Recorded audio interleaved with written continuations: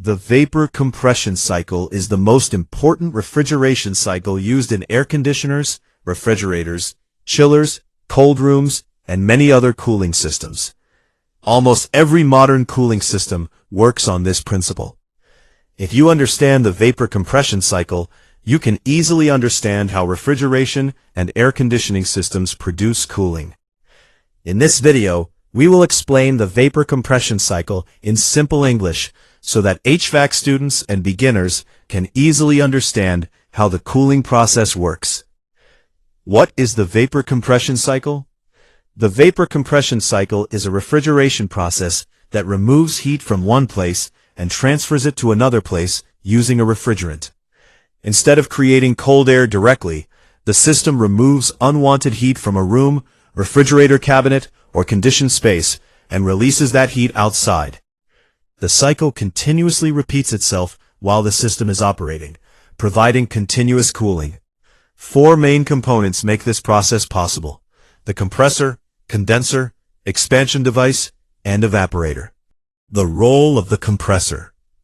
The cycle begins at the compressor, which is often called the heart of the refrigeration system. The compressor receives low-pressure, low-temperature refrigerant vapor from the evaporator and compresses it.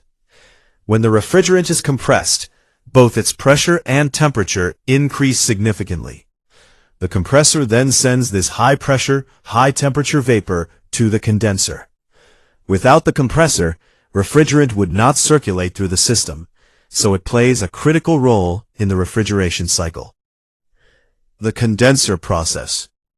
After leaving the compressor, the hot refrigerant vapor enters the condenser. The condenser is usually located in the outdoor unit of an air conditioner or at the back of a refrigerator. Inside the condenser, heat is removed from the refrigerant and released into the surrounding air. As heat leaves the refrigerant, the hot vapor gradually changes into a high-pressure liquid.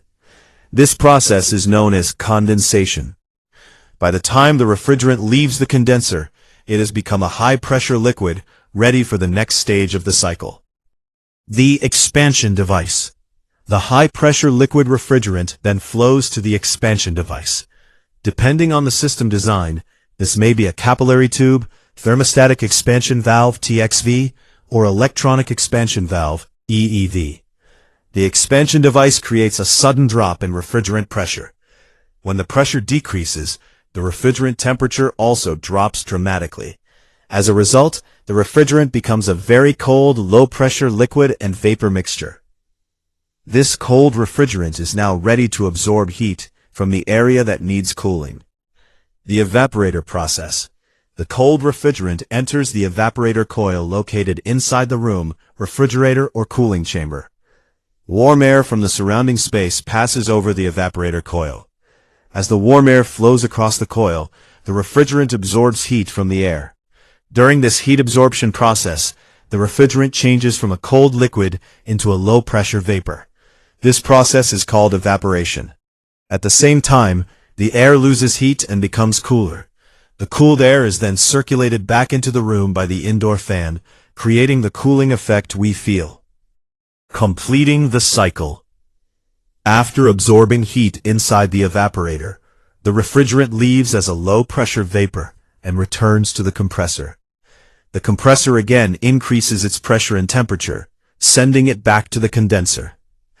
This continuous circulation of refrigerant creates a repeating cycle of compression, condensation, expansion, and evaporation. As long as the system remains powered on, the cycle continues and cooling is maintained. Why the vapor compression cycle is important. The vapor compression cycle is widely used because it is reliable, efficient, and capable of producing significant cooling. Air conditioners, refrigerators, freezers, water chillers, cold storage rooms, and supermarket refrigeration systems all depend on this cycle. Because of its high efficiency and proven performance, it remains the most commonly used refrigeration method throughout the world. Common problems in the vapor compression cycle. When one of the four main components does not operate correctly, cooling performance can decrease. Low refrigerant charge, dirty condenser coils, Blocked expansion devices or compressor failures can affect the cycle and reduce system efficiency. Regular maintenance helps keep all components operating correctly and ensures proper heat transfer throughout the system. Conclusion: the vapor compression cycle is the foundation of modern refrigeration and air conditioning systems. It works by circulating refrigerant through four main components: the compressor, condenser, expansion device, and evaporator. Together, these components remove heat from the indoor space and release it outdoors, creating the cooling effect we rely on every day. Understanding this cycle is one of the most important steps for every HVAC student and technician, because it forms the basis of almost all refrigeration and air conditioning systems. Thank you for watching, and don't forget to like, share, and subscribe for more HVAC educational videos and beginner-friendly training guides.